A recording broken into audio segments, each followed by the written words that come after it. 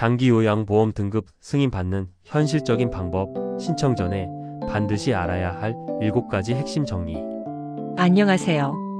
오늘은 장기요양보험 등급 승인에 대해 정말 현실적인 이야기를 해보려고 합니다. 인터넷에 정보는 많은데 막상 신청해보면 왜 탈락했는지 모르는 경우가 너무 많습니다. 그래서 이 영상에서는 제도 설명이 아니라 실제로 등급이 갈리는 지점만 짚어드리겠습니다. 부모님 요양을 고민하고 계시거나 이미 신청을 앞두고 계신 분들이라면 이 영상 하나로 정리가 되실 겁니다. 중간에 불필요한 설명은 다 빼고 바로 실전에 필요한 이야기만 이어가겠습니다. 장기요양보험 등급 심사의 본질. 장기요양보험 등급 심사는 복지 제도가 아니라 평가입니다. 동정이나 상황 고려가 아니라 기준에 맞는지 아닌지를 보는 구조입니다. 그래서 많은 분들이 부모님 연세가 많은데 왜 등급이 안 나오냐고 묻습니다. 하지만 심사에서 나이는 핵심 기준이 아닙니다. 심사의 본질은 단 하나입니다. 일상생활을 혼자 할 수 있느냐 없느냐입니다. 식사를 혼자 할 수 있는지, 화장실을 혼자 이용할 수 있는지, 옷을 갈아입을 수 있는지, 약을 제때 챙겨 먹을 수 있는지, 외출을 혼자 했다가 위험한 상황이 생기지는 않는지, 이 항목들을 종합해서 점수로 계산합니다. 그래서 연세가 많아도 혼자 생활이 가능하면 등급이 나오지 않습니다. 반대로 연세가 상대적으로 적어도 혼자 생활이 어렵다면 등급이 나옵니다. 이 기준을 이해하지 못하면 신청 단계부터 계속 어긋납니다. 가장 많이 탈락하는 이유. 가장 흔한 탈락 이유는 한 가지입니다. 어르신이 스스로 괜찮다고 말하는 경우입니다. 조사원이 방문하면 대부분 이렇게 말합니다. 아직 혼자 다 할 수 있다. 크게 불편하지 않다. 나이 들어서 이 정도는 다 그렇다. 이 말 한마디로 점수가 크게 깎입니다. 심사 기준에서는 불편함이 아니라 도움 필요 여부를 봅니다. 괜찮다는 말은 도움 필요 없음으로 기록됩니다. 그래서 보호자가 반드시 옆에서 정정해줘야 합니다. 실제 상황은 그렇지 않다는 걸 구체적으로 설명해야 합니다. 넘어졌던 경험, 밤에 화장실 가다가 위험했던 상황, 약을 자주 빼먹는 경우, 외출 후 길을 헷갈렸던 사례, 이런 내용이 심사에 들어갑니다. 막연한 불편함은 의미가 없습니다. 사건과 상황으로 설명해야 합니다. 방문조사에서 실제로 보는 것. 방문조사는 질문만 하는 자리가 아닙니다. 조사원은 집안을 전체적으로 봅니다. 화장실이 미끄러운지, 손잡이가 있는지 없는지, 침대에서 일어나는데 도움이 필요한지, 보행기를 실제로 사용하는지. 그래서 방문조사 날 집을 너무 정리하면 오히려 불리합니다. 실제 생활 환경이 보여야 합니다. 보행기를 평소 쓰는데 치워두면 혼자 걷는다고 판단됩니다. 미끄러운 욕실 매트를 치워두면 위험 요소가 없는 집으로 기록됩니다. 조사원은 연출된 환경보다 현실적인 위험도를 봅니다. 있는 그대로 보여주는 것이 가장 좋습니다. 보호자의 역할이 중요한 이유. 장기요양보험 신청은 어르신 혼자 하는 절차가 아닙니다. 보호자의 설명이 결과를 좌우합니다. 어르신은 기억을 정확히 못할 수도 있고, 자존심 때문에 불편함을 축소해서 말할 수도 있습니다. 그래서 보호자는 감정이 아니라 사실로 설명해야 합니다. 최근 몇 번 넘어졌는지, 하루 중 가장 힘들어하는 시간대는 언제인지, 혼자 두면 위험한 이유가 무엇인지, 괜찮다는 말이 나올 때는 바로 정정해야 합니다. 이 부분에서 많은 분들이 말을 아낍니다. 그 결과가 탈락입니다. 신청서 작성에서 갈리는 차이. 신청서는 단순 서류가 아닙니다. 심사의 출발점입니다. 거동 불편이라는 표현은 거의 의미가 없습니다. 구체적인 상황이 있어야 점수로 반영됩니다. 실내 이동 시 부축 필요, 야간 화장실 이동 중 낙상 위험 있음, 외출 시 보호자 동반 필요, 약 복용 관리가 되지 않음. 이렇게 쓰여야 심사 기준에 맞게 해석됩니다. 짧게 쓰는 것이 아니라 정확하게 쓰는 것이 중요합니다. 진단서와 소견서의 역할. 진단서가 없다고 무조건 불리한 것은 아닙니다. 하지만 있으면 분명히 도움이 됩니다.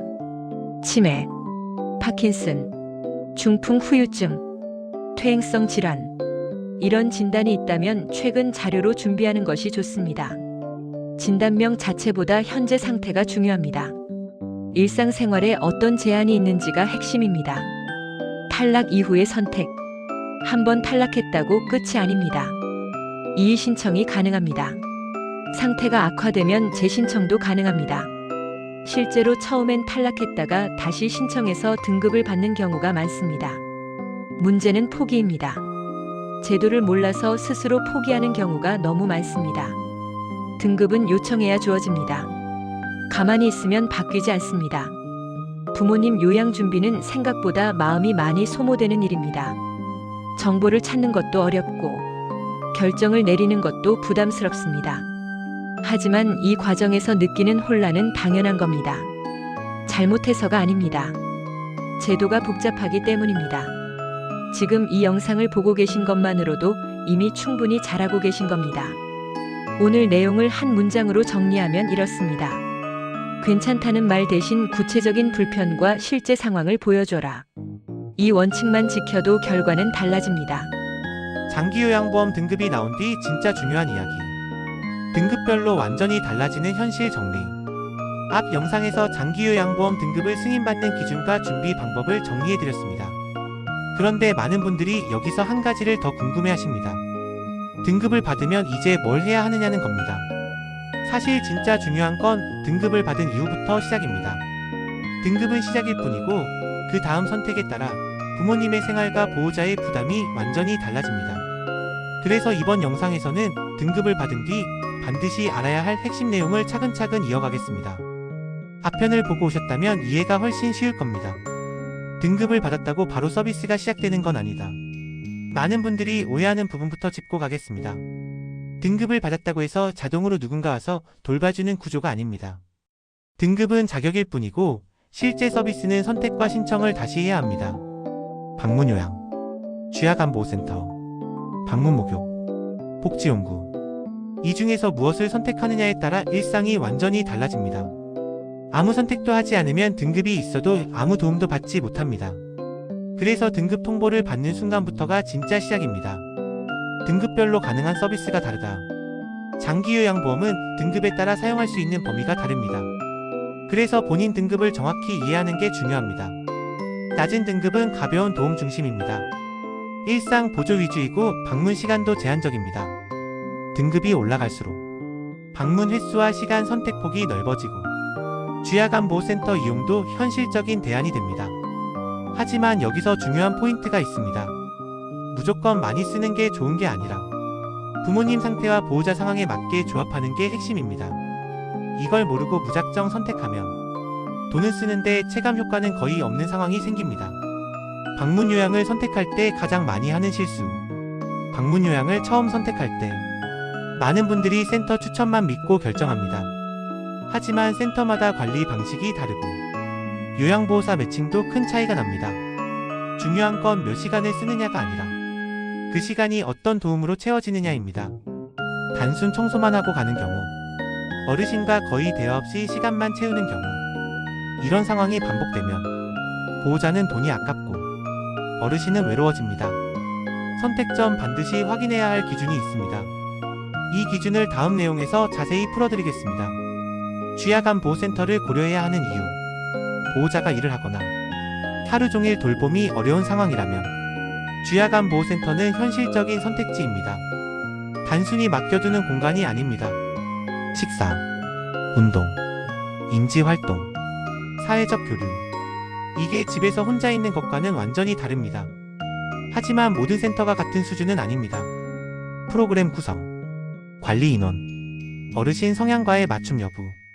이걸 따지지 않으면 오히려 스트레스가 늘어날 수도 있습니다. 보호자가 반드시 알아야 할 한 가지. 장기요양보험은 보호자를 대신해주는 제도가 아닙니다. 보호자의 부담을 줄여주는 제도입니다. 그래서 전부 맡기려는 순간 오히려 문제가 생깁니다. 어디까지 도움을 받을지, 어디까지는 가족이 챙길지, 이 기준을 정하지 않으면 계속 갈등이 생깁니다. 이건 효의 문제가 아니라 현실적인 분담의 문제입니다. 부모님을 돌보는 과정에서 죄책감을 느끼는 보호자분들이 정말 많습니다. 내가 더 해야 하는 건 아닐까?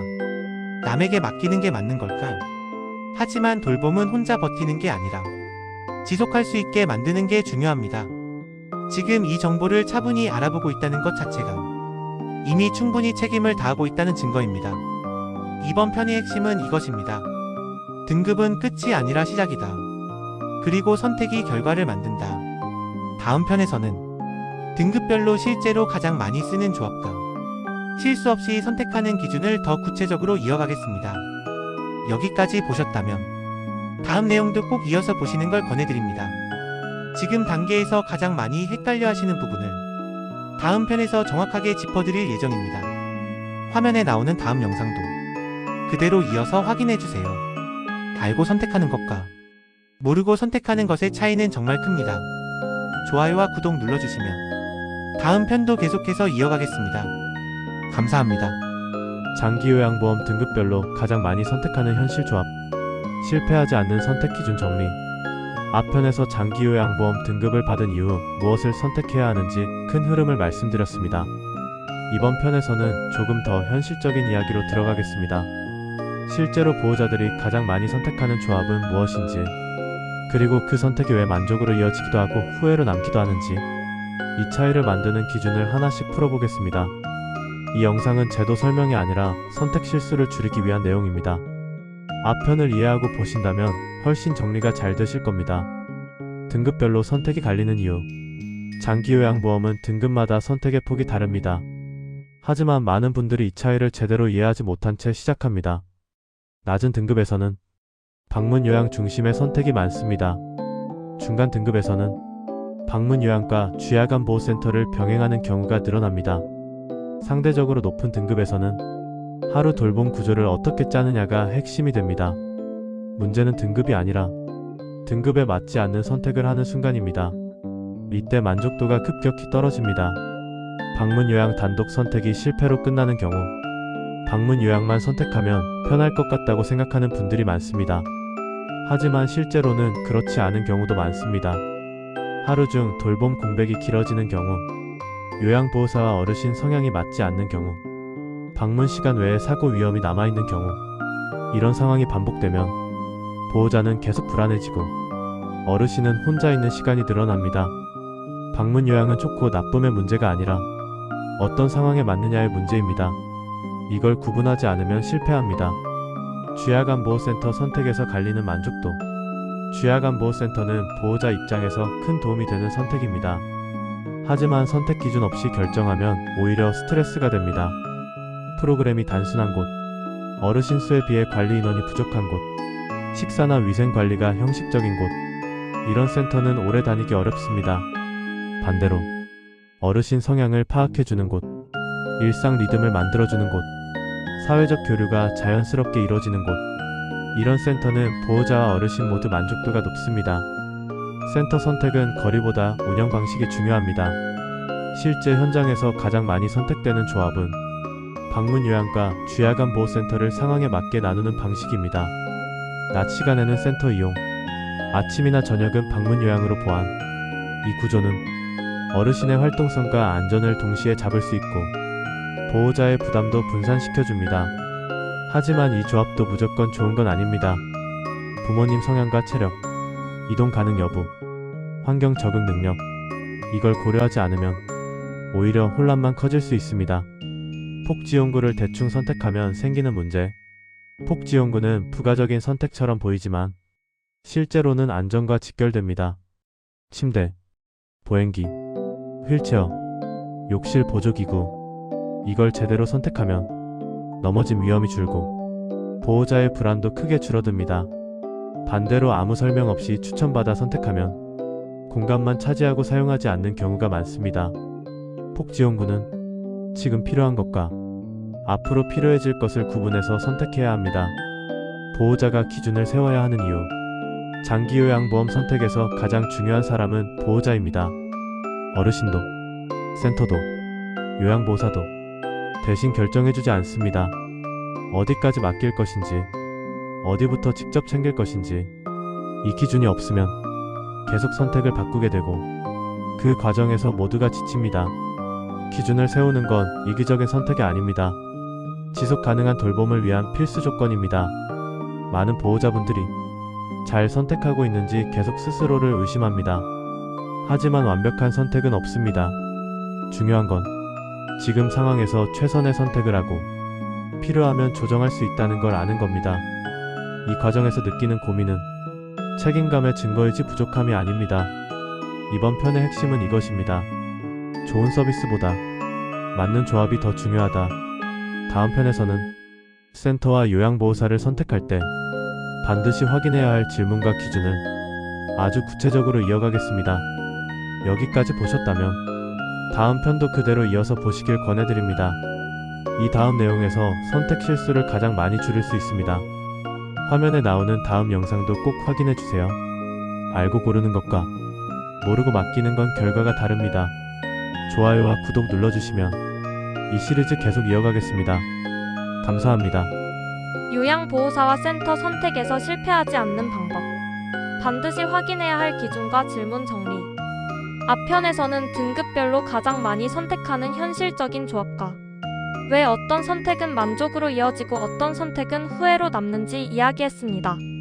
이번 편에서는 그 다음 단계로 들어가겠습니다. 실제 서비스를 담당하는 요양보호사와 센터를 어떻게 골라야 하는지. 이 부분에서 실수하면 아무리 좋은 제도를 써도 효과가 거의 없습니다. 그래서 오늘은 경험 많은 보호자들이 공통적으로 확인하는 기준과 처음 시작하는 분들이 반드시 던져야 할 질문을 정리해드리겠습니다. 이 영상 하나로 선택 기준이 정리되실 겁니다.